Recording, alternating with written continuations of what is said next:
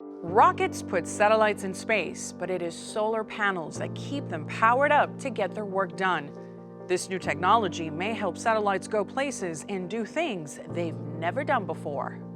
Pigs, an important part of our food supply, but vulnerable. A disease that can wipe out these animals has not yet reached our shores, but a race is on to make a vaccine to stop it before it does. Could your common smartphone be turned into a very powerful but very cheap microscope? Making this work could help improve healthcare in developing countries. And the people in charge of supplying water to a major city have a strange request. They need a robotic fish to clear away underwater weeds. Next on Catalyst. This YouTube edition of Catalyst is brought to you by Arizona PBS and Arizona State University. Life has problems. Science turns them into questions that can lead to solutions and even innovations. This is Catalyst, shaping the future through science research at Arizona State University. Rooftop solar panels are changing how we power our homes and lives. But one of the very first places solar panels were put to work was in space. Satellites can carry batteries, but the only way to recharge them is with sunlight. Where those satellites go and what they do can sometimes come down to how good their solar panels are. And in some ways, when it comes to exploring space, better solar panels may be more important than better rockets. For example, when the Messenger mission lifted off toward Mercury in August of 2004, NASA scientists were reasonably confident the space probe could make the 48 million mile journey. After all, the Mariner 10 mission made it there more than 30 years earlier. But that mission had only minutes to capture valuable photos of Mercury's surface before burning up under extreme temperatures. The solar panels get hot, the spacecraft gets hot, you have to figure out how to cool it, how to keep those solar panels efficient even though they're getting really warm. Temperatures on Mercury can reach 800 degrees Fahrenheit. That's hot enough to melt lead. But at the planet's polar caps, which never face the sun, temperatures drop to minus 300 degrees. It gets a little cooler, but not much, as you move further from the sun to the planet Venus. If we want to send a spacecraft down to the surface of Venus, for example, not a lot of sunlight there, but a lot of heat. So anything that could potentially be solar powered will have to be like putting it in your oven at home. Incredibly hot. Even spacecraft in orbit around the Earth or orbit around the moon, Earth is relatively close to the sun in our solar system. And so those components, those systems can get pretty hot if they're in direct sunlight. For decades, NASA has relied on solar panels to power spacecraft exploring the solar system. For everything that's going on, for instruments, for the computer, for heaters, sometimes even propulsion systems rely on electricity generated by solar panels. And those solar panels have relied on semiconductors to capture the power. So when we talk about the current semiconductor, we understand that it's silicon-based. It cannot go to very high temperatures. Silicon semiconductors can withstand temperatures no hotter than 300 degrees Fahrenheit and no colder than 72 degrees below zero.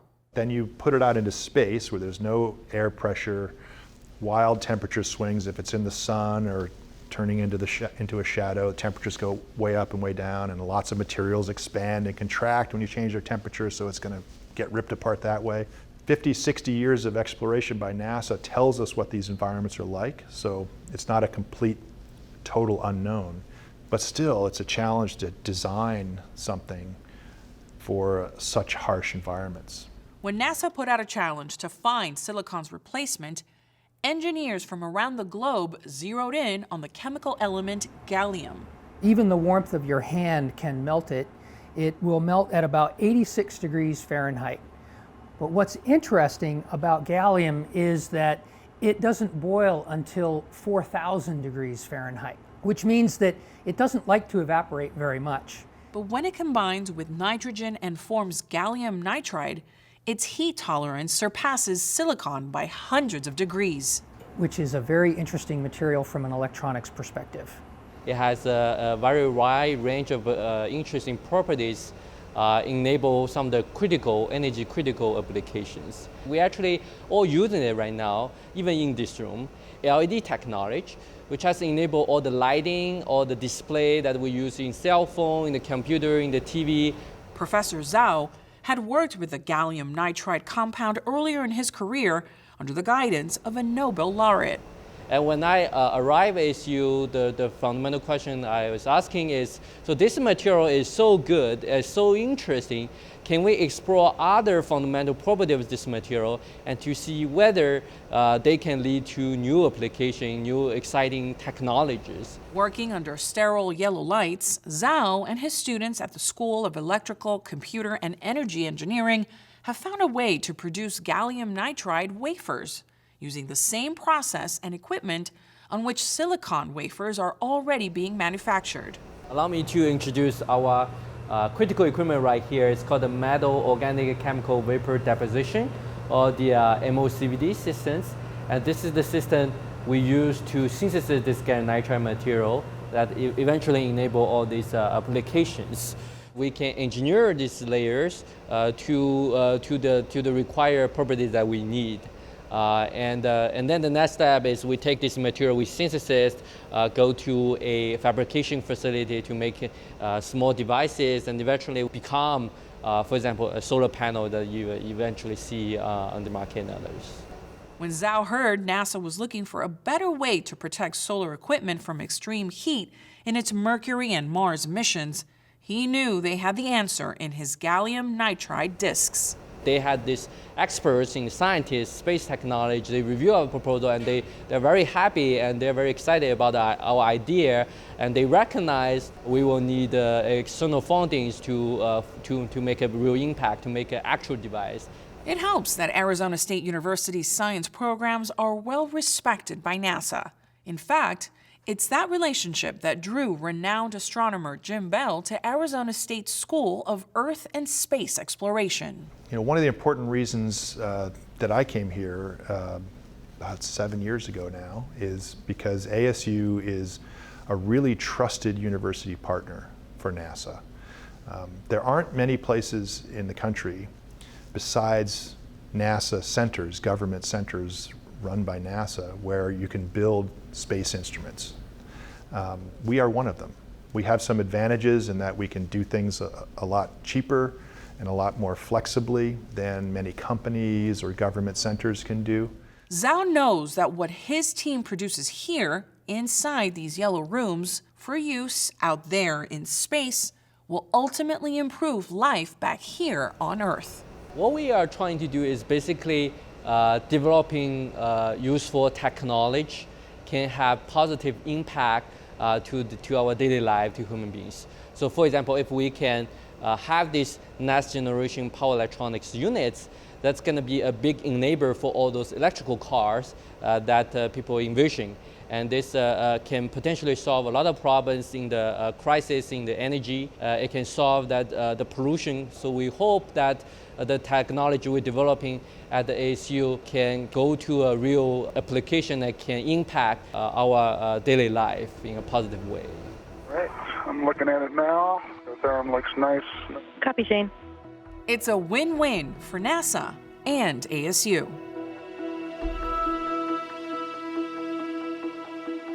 The once small number of people in the United States who don't eat meat is growing, but the average American is still eating just over 50 pounds of pork each year. Pigs are an important part of our food supply, so diseases that affect pigs can mean big losses of food and also money. African swine fever is one of the worst threats. It's hard to stop, and it's wiped out entire populations of pigs in other countries.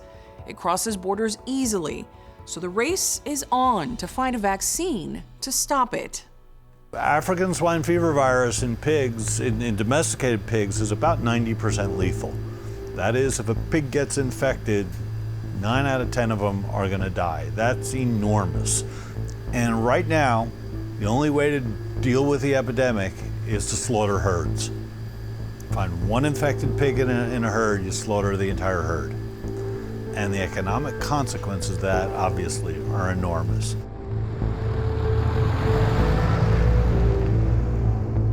Basically, the only thing I ever really wanted to do was farm.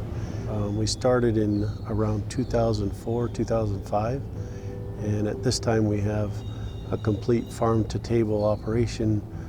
We farrow, birth the babies, and then we take them up to market weight, and then we take them to our retail store.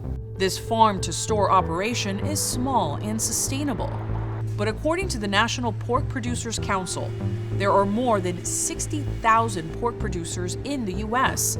That's 500,000 jobs, and an estimated $23.4 billion of gross output.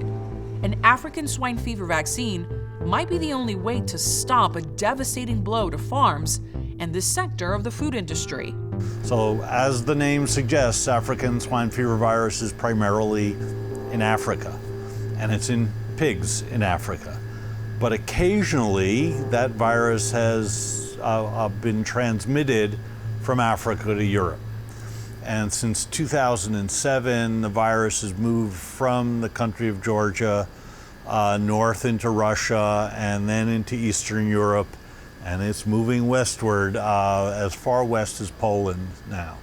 And so the fear is that we're going to have African swine fever virus in pigs in Western Europe. It's not just that the disease can easily spread from one pig to another. Humans can also carry and spread the African swine fever virus without ever knowing it and without suffering any ill effects. Scientists say birds could be another way the disease moves around the world. Pigs are different from other animals where if they get a disease or an illness in one and you don't treat it or get it taken care of, it will rapidly go through the whole herd. Since you'd have to destroy the whole herd, that would be a huge impact. Now you're starting over from zero, but the bad part is that we employ 15 people and they would be looking for work.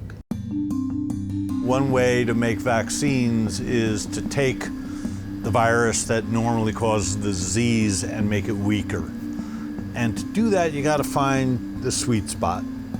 You weaken it too much, it doesn't work. You don't weaken it enough, and it causes disease. And so what we did is went about it a slightly different way. We have some technologies which we know are already in the sweet spot. And so what we did is, rather than trying to attenuate African swine fever virus, we took genes from African swine fever virus and put them into our technologies. And our technologies are two technologies. One is a modification of a vaccine that's been used in humans since 1797. That's the smallpox vaccine. Smallpox is a deadly, disfiguring virus that kills and spreads quickly among humans. Vaccines remove the threat of smallpox. The last reported case happened in 1977. So what we did is we took genes from African swine fever virus and put them into the smallpox vaccine to see if we could use that to induce an immune response.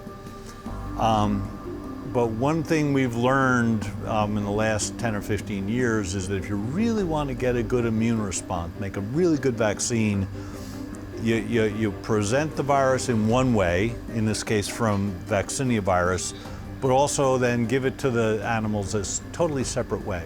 And so the Center for Innovations in Medicine did the same thing we did in vaccinia virus and just put it into DNA constructs.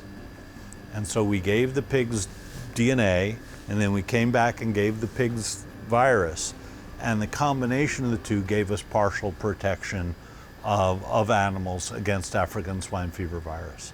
So we don't have a vaccine yet, but what we have done, we think, has been an important step towards getting us a vaccine. Getting a vaccine or an antibody for the African swine fever is, in my book, it'd be really, really important, because anything to stay the spread of any disease that bad is really important. Our collaborators in Europe have moved on to the next step. They've taken our results and put it into both a viral vector and a DNA vector that they think will work a little bit better than what we did, and they're moving on to testing that in animals. Part of the issue is We can't work with African swine fever virus in the United States. It's just too dangerous of a virus to work with. Doesn't infect humans, doesn't infect disease, and doesn't cause disease in humans. But obviously, some humans care about it. If you're a pig farmer in Poland, you care a lot about it right now because your entire farm of pigs may be wiped out. Our cell phones are taking up more and more of our time and our attention every single day. Many people feel like we're spending too much time looking at them, but others are looking for new ideas to put our phones to work in meaningful ways. A team of researchers think they are close to turning this into a microscope, a tool that could help improve healthcare in places where expensive medical equipment is hard to come by.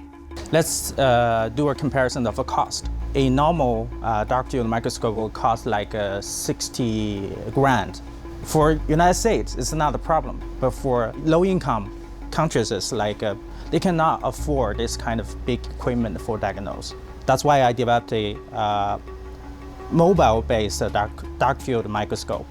So how to lower the price for healthcare? That's what our concern is. We want to transfer this big dark field microscope to a small ones, so that for example, in low-income countries, they have a lot of field hospitals. They cannot invest too many money to the dark field microscope, but they can buy this small ones for their diagnosis use, daily use. So that's why we want to develop a portable, low-cost microscope for this kind of clinical usage. This portable dark field microscope ideas have been developed back to 1958. Back to that days, they are using this mobile dark field microscope for syphilis diagnosis.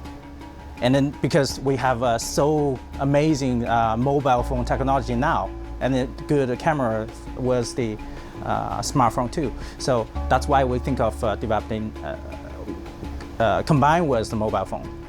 So we then optimize from that point to get it better and better, smaller and smaller, cheaper and cheaper.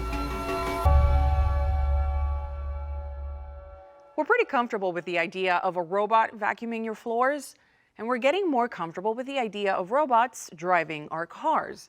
But a major utility company that delivers water to farms and cities has a major problem with weeds clogging their canals. So they're asking researchers for robotic fish. For the past 30 years, Metro Phoenix has hummed along while a team of hardworking fish have maintained the canals, bringing water to the middle of the arid desert. The white emer eats lots of vegetation, and we don't have to do much with them other than stock them in the canal, and they work 24 hours a day, 7 days a week. Brian Moorhead with Salt River Project, the utility company responsible for the canals, says the Amur was considered an innovative solution when it was first introduced to the canals back in 1989. Really a nice improvement over what we used to do, which was manually removing the aquatic vegetation from the canals, either by a heavy piece of equipment or manual labor and raking it out. Horses hauled the sludge down the canals. Workers raked the stinky sledge onto the embankments. During the Industrial Revolution, large metal cranes replaced the horses, piling the smelly biomass along the embankments as the crane moved up and down the channels. Evolving once again, SRP took a page from ancient farming techniques and stocked the canals with the carp-like Amur. They're stocked under state permit to eat the aquatic vegetation. Otherwise, the vegetation would build up within the canal and we wouldn't get as much capacity in the canal as we need in order to meet the water demands. When introduced each spring, the fish is about 8 to 10 inches long. But after just 6 months of eating algae plumes, it can grow to twice its size. It needs to be big, hardy, and adaptable to navigate the water flowing into the canals from snow-capped mountains and higher elevations. Water comes in on the watersheds from the Salt River, it comes into the canals, and from the canals it drains out into the distribution system or the lateral system. Basically it's going from bigger sizes of channels down into the smaller sizes. And those laterals are usually only a couple, 3 feet wide. And that's where the white amur reaches the point where their size and the risk of losing them is too great to go any further. The real fish get a little bit too big to go into those laterals. Also, those laterals go wet and dry, and to try and track down a fish over a few miles of a lateral section would be very difficult. A smaller fish would get lost. What they needed was something that could enter the laterals, cut the aquatic growth, and not swim away. It's a tall order, and one researchers at Arizona State Universities IDEAlab are happy to take on. My name is Mohammed Sharifzadeh, and I'm a PhD student at ASU. And I'm working in IDEAlab that we focus on foldable robots and laminated robotics. He says flexible robots are easy to build. And we can do rapid prototyping, so we can prototype a number of them relatively shortly in time, and also they are not expensive. With a $60,000 grant from SRP, Sharifzadeh and his classmates are building soft robotic fish prototypes. And by soft, we mean flexible. So we basically laminate different layers of material together, but it's really important what's the thickness, what's the rigidity of that. That has effect on how much force it generates. The robotic force is generated by the aquatic motor attached to sensors monitoring the power and torque generated in 6 directions. And if we, for example, push it harder, which means that there are current opposing the fish, it will flap harder, make more proportion. And if we put it this way, which means that the fish is going, it will reduce the propulsion because it doesn't need to provide that much force. It turns out fish are really functional in their movement. It's one of the reasons we went with fish-inspired robots, because fish are really efficient. So we're trying to mimic that, and hopefully we can do that. Between the flexible tails, the sensors, and the motors, it's costing researchers about $60 to build each robotic fish. They expect the cost will drop further as the design efficiencies are finalized and the robotic fish is put into use. And they have future plans. We were planning to have solar panels on top of water to get them power. We have to think about that stuff because we want our fish to work for a long period of time. The idea with the robotic fish is to be able to have it go into a lateral, do some maintenance work, removing the vegetation in some manner, and then the robotic fish would move downstream to a point where we pick it up and take it to another section. The robotic fish cannot compete with the massive white amur. Not in the main canals. It's so hard to have this working in the main canals because the water flow is so much high and we cannot beat nature. We can mimic them, but we cannot beat them. Although nature has proven it can outperform a man-made machine, and a fish can work as hard as a mighty horse. Now, with bright minds, the sun on their side, and a power company's motivation, SRP will have the robotic fish testing in no time. This summer they'll start working with the fish within a lateral, and fine-tuning how it performs within the lateral. Yeah, we will have some initial tests, but for this year we want to make a platform that can work in their canals, prove the concept that it's feasible to have these robots. If all goes swimmingly, a little robotic fish will revolutionize how water and power get to a neighborhood near you.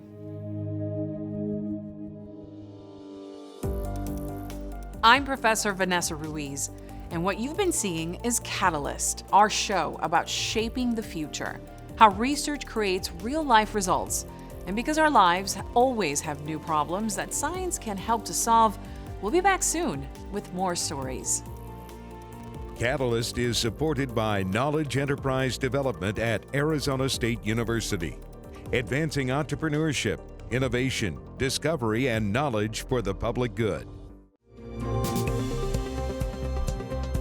Subscribe to this channel to see more episodes of Catalyst on YouTube.